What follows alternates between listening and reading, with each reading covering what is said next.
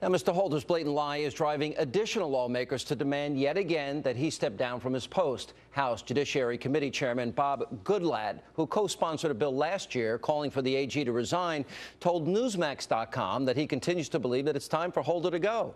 Now, that trend is likely to continue in the days, the weeks, and even months ahead. Joining me now with reaction to this scandal and much more, New York Times bestselling author Ann Coulter is back. Ann, how are you?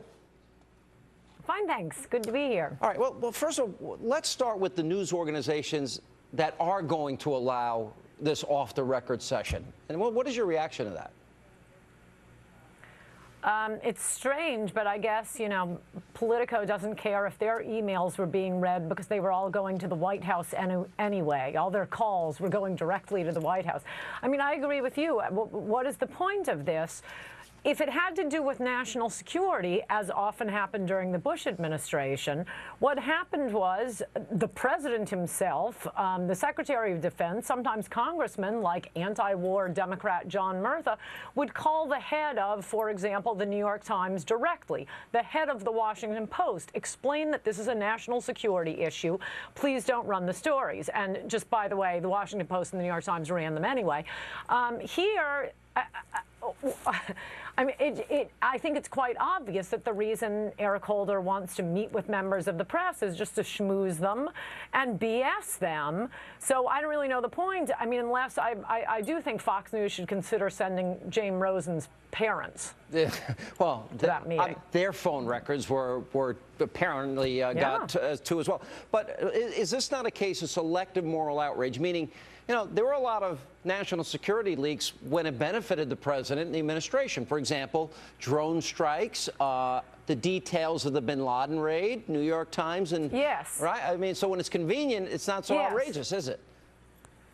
No, I mean, manifestly, there was no national security involved here. We have gotten the details. On the AP, for example, the White House didn't want to be scooped on a story they were about to announce 1 hour later. So there's no national security. They just wanted to be in control of the story. And as you say, Obama, with his big mouth blathering about the bin Laden raid, ended up getting SEAL Team 6 killed a few weeks later. You're supposed to just come out, if you're going to say anything, and say bin Laden is dead, not be giving details of the operation. For the movie. Yeah. For the movie edition. Yeah, that's right. Yeah. All right, let me ask you this. And I mean, Holder is, All right, because Holder, look, we got into this a long time ago on this program, perjury, subornation of perjury, a double standard that exists for citizens versus some elected officials. But when he said before Congress, this is not something I've ever been involved in, heard of, or would think would be wise policy, and then we find out he's signing the affidavit in the case of Rosen and going before a judge, is that lying before Congress? Is that a crime? It appears to be, and I do think whether or not Holder resigns, I could imagine Obama has certainly dumped other friends and officials off when their existence inconvenienced him. But whether or not Holder is fired or resigns, I mean, I do think this is kind of a blindingly obvious case for a special prosecutor. Often the cases in the past, special prosecutors have been used just because there's a dispute between the legislative branch and the executive branch, and it's the Congress asserting their authority. Here, in every one of these scandals, in Benghazi, in the IRS, in the spying on journalists, this is the administration against the American people. And no, you cannot trust the Attorney General to investigate himself. This is the precise case for a special prosecutor. And look, Congress has done a perfectly good job in bringing out some of the facts, but that isn't their job. It looks like crimes have been committed, and very strongly, the only question is how high it went. You do need a criminal prosecution, and that isn't Congress's job. Congress needs to be blocking amnesty, passing a new immigration law, so we're not letting in welfare recipients and terrorists. They have their own job to do.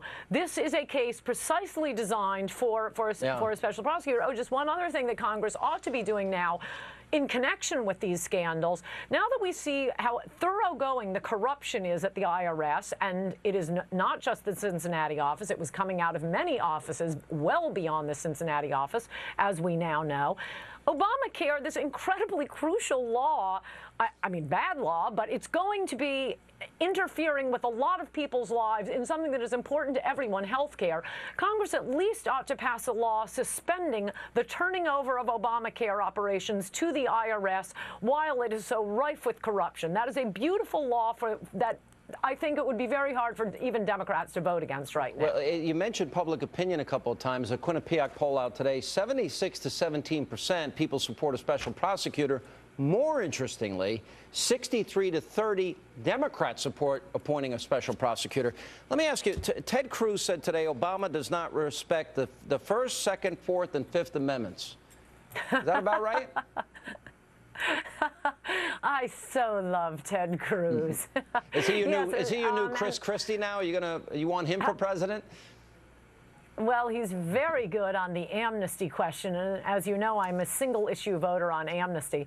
No, he's absolutely right. I mean, and that is why we need a special prosecutor. This is not a little dispute between Congress and, oh, somebody lied to Congress. It's not a little corruption case of someone, I don't know, going to a hockey game paid for by a lobbyist. We are talking about the IRS abusing its authority. And by the way, one other abuse, one that isn't talked about quite as much, is your pal Austin Goolsbee, apparently privy to the private tax records of Koch Industries, of various other groups. He's deleted those tweets.